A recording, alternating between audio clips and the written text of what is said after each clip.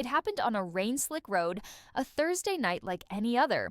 One wrong turn, one set of headlights too fast, and my husband was gone before I could even say goodbye. The call from the hospital was short, clinical. We did everything we could. Grief doesn't arrive as tears. It comes as lists. What casket? What flowers? What hymn? I answered questions I didn't understand, moving through the fog of arrangements with a body that felt borrowed. Every decision was a task to keep me from collapsing. On the day of the funeral, I stood at the chapel doors, numb, holding onto a program I couldn't read. His mother clutched my arm. Friends hugged me too tightly. I told myself, just get through today. And then she walked in. Tall, composed, dressed in black like me, except for the wedding band on her hand. Not a guest, not a mourner. She looked at me with calm certainty and said the words that cracked the room. I'm his wife. The air froze. My breath caught in my throat. Before I could even gather words, the doors opened again. Another woman. Different face. Same ring. Same claim. I'm his wife. Gasps, whispers, heads turning like spectators at a car crash. The organist's hands faltered on the keys. 3 women in one funeral, each insisting they were the widow. It was no longer mourning. It was exposure. And as everyone's eyes landed on me, I felt my world collapse again. Not just from the loss of a husband, but from the realization that I might never have truly known the man I was burying. The service never really began. The minister shuffled his notes, unsure whether to speak or step aside, while the rest of the room buzzed like a swarm of flies. Eyes moved from me to them, back again, waiting for someone to shout that it was a mistake, a cruel prank, anything that would let us bury him in peace. But the women weren't guessing. They came armed. The first pulled a folded paper from her clutch, smoothed it out with deliberate hands. A marriage certificate. His name at the top, her name below, the ink so clear it might have been signed yesterday. The second reached into her bag and produced photos. Wedding photos. Him in a gray suit I'd never seen, smiling the same smile he wore at our wedding. Their arms wrapped around each other, cake smeared on his cheek, confetti tangled in his hair.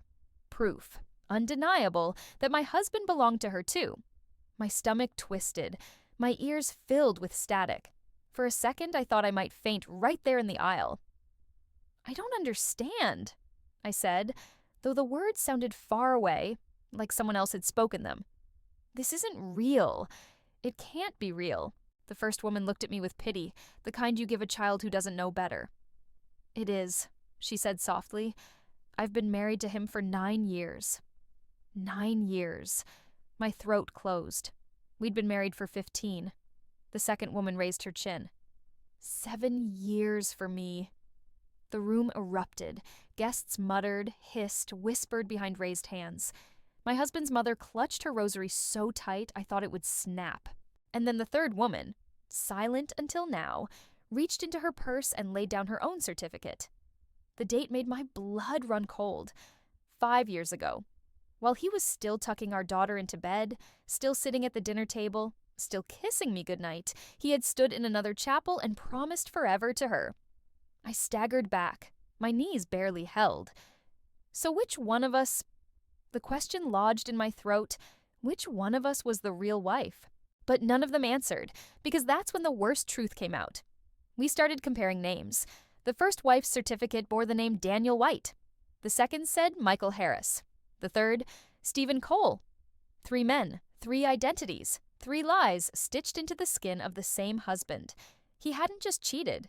He hadn't just strayed. He had built entire lives in secret. Entire selves, one for each of us. Different jobs, different addresses, different stories. The humiliation hit me harder than grief ever had. I wasn't just a widow, I was a fool. For 15 years, I thought I was building a life with a man who belonged to me. But the truth was, he belonged to no one. He was a ghost wearing borrowed names. I wanted to scream, to tear the papers, to claw at the photographs until nothing was left. Instead, I stood there shaking, rage burning beneath my skin. The minister finally tried to step in. Please, this is a place of mourning, perhaps. But it was too late. Mourning had turned to chaos. Grief curdled into fury. The funeral was no longer about honoring the dead, it was about exposing him. And as I stared at the women flanking me, each as betrayed, each as humiliated as I was, I felt my love for him curdle into something darker. He hadn't just broken my heart, he had erased it. The chapel turned into a courtroom without a judge. The minister gave up trying to restore order.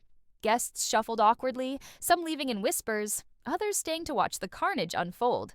The three of us, his wives, stood in a broken triangle, voices rising, fingers pointing, accusations tearing through the air like broken glass. "You said 9 years?" I demanded, my throat raw. "Yes," the first woman snapped back. 9 years in Birmingham. We lived in a flat above the bakery on Market Street. He said he traveled for work. London, sometimes Manchester. But clearly he wasn't working. He was here, with you. "Don't you dare put this on me," I shot back. "We were married 15 years. 15! He told me he was away on business, too. You were the one who came second, not me." The second woman's face twisted. "Second? He was with me every weekend. We had a house together in Bristol. He told me you were his sister when you called that one time." I froze. "He what?" Her lips curled in satisfaction. "Oh yes. Said you were some clingy sister who couldn't let go. And I believed him, because why wouldn't I? He was my husband." The third woman, quiet until now, finally stepped forward. "You're all blind. He told me you two were ex-girlfriends he couldn't shake. Said you were crazy. He laughed about it, actually." She let out a bitter chuckle. God, I was such an idiot. The air between us was poison, each of us clutching scraps of a life that suddenly looked like scraps of a con. The comparisons began. Timelines, dates, stories. "He said he was in marketing," I said. The first shook her head. "No. Finance. He worked for an investment firm. Traveled to Paris twice a year." "Funny," the second cut in, "because my husband worked in construction. He showed me blueprints, contracts. He even took me to a site once." I stared at her, bewildered. So what was real? The answer hung heavy. Nothing. We dug deeper. One had a bank account with his name on it, joint signatures. Another had a mortgage co-signed. I remembered the savings account he insisted only he could manage, because he was better with numbers. And then came the ugliest blow. The third wife mentioned a child. "He's 3, she whispered, eyes wet. "Our son. I didn't bring him today, thank God. But he has his eyes, his smile. She broke off, trembling. The room spun. I couldn't breathe. Was it true? Or just another layer of deceit? If it was real, what did that make my children's relationship to this little boy? Half siblings? Or nothing at all? If the man was just smoke and mirrors? I wanted to scream, to collapse, to claw my way out of that chapel. Instead, I felt myself unravel inside, each revelation a thread yanked from the fabric of my life. Widowhood was grief enough, but this was something crueler.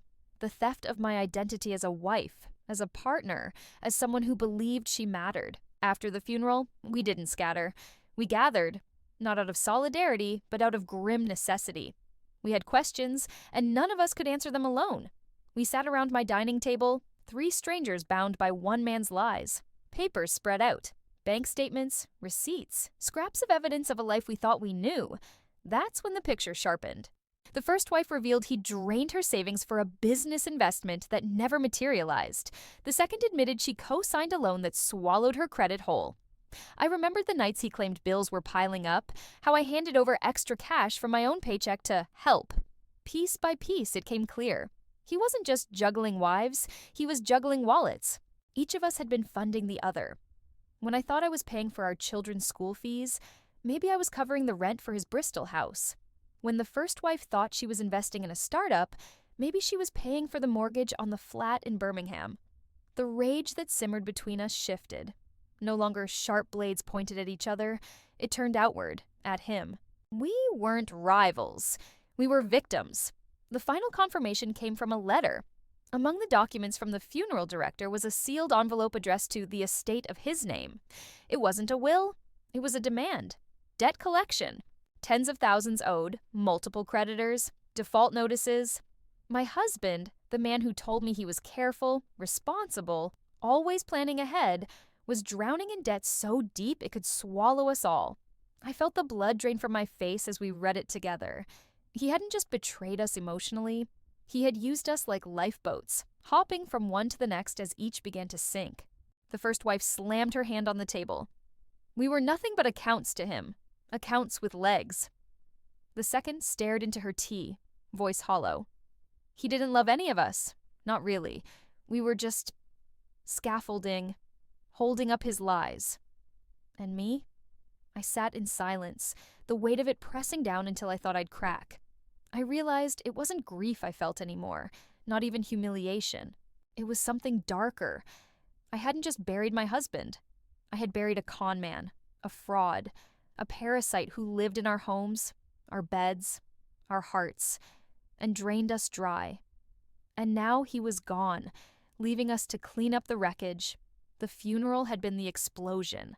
The debts were the fallout, and the truth was this: we weren't widows. We were pawns in a game he never let us know we were playing. The night after the funeral, none of us could sleep. My phone buzzed at 1 a.m., a message from the first wife. We need to talk. Just us. Against my better judgment, I agreed. By morning, the three of us sat around my kitchen table, faces hollow, eyes rimmed red, united by rage and disbelief more than anything resembling trust. "Do we fight?" the second wife asked bluntly. "For what's left? The estate? The name?" The word estate felt like a joke. What estate? Debt notices and overdue bills were all he left behind. But still the question burned. Who was the real wife? "I was married to him the longest," I said, voice trembling but sharp. 15 years. That has to mean something. The first wife leaned in, her jaw tight. Length doesn't matter if the whole marriage was built on lies. The third said nothing, just traced the rim of her teacup, lost in thought. The argument might have stretched forever if I hadn't remembered the locked drawer in his study. It was where he kept passports, receipts, things he said were private work documents. My hand shook as I fetched the small iron key from my jewelry box. We broke the lock together. Inside were folders. Neat, labeled, deliberate. The first one held more debt notices. The second, copies of IDs with his face but different names. The third was worse. Photos. A woman none of us recognized. Younger, smiling, her arm looped through his. A child in her lap, no more than 2 years old, his same eyes staring back at us from a face still round with baby fat. The silence was unbearable. Who is she?" the second wife whispered. No one answered. Because we all knew. We hadn't found evidence of another fling, another scam. We had found proof of a fourth life. A fourth wife, maybe? A child who would grow up never knowing the scope of his father's lies. I sank into a chair, the photo slipping from my fingers. My chest ached with a new kind of grief, not just for myself, but for all of us. We had thought we were burying a husband. Each of us had clung to the idea that at least our version of him was real, that somewhere beneath the lies there was a man we had loved. But staring at those photos, I knew the truth. We hadn't known him at all. He wasn't mine. He wasn't theirs. He wasn't anyone's. He was a collection of masks, and we had fallen in love with shadows. The days after the discovery blurred together. Phone calls, creditors, paperwork none of us wanted to touch. But the weight of the photo, of the fourth woman and the child, stayed heavier than any debt. For a while, I caught myself reaching for the fight, to prove I was the first, the longest, the real wife. But every time I thought about staking my claim, I remembered his lies. What was I fighting for? A title he'd handed out like counterfeit currency? A marriage that was nothing more than a set piece in a life I never really knew? The love I felt for him was real. That was the hardest truth. My tears at the hospital, my laughter in our kitchen, the nights I thought we were building something together, those were mine. But the man himself, he was an invention, a patchwork of lies stitched together until the seams split. So, I stopped fighting. I chose my children, my own name, my own future. Not his shadow, not his chaos. I thought I buried my husband that day. I whisper now. But the truth is, I buried a stranger. He belonged to all of us, and to none of us.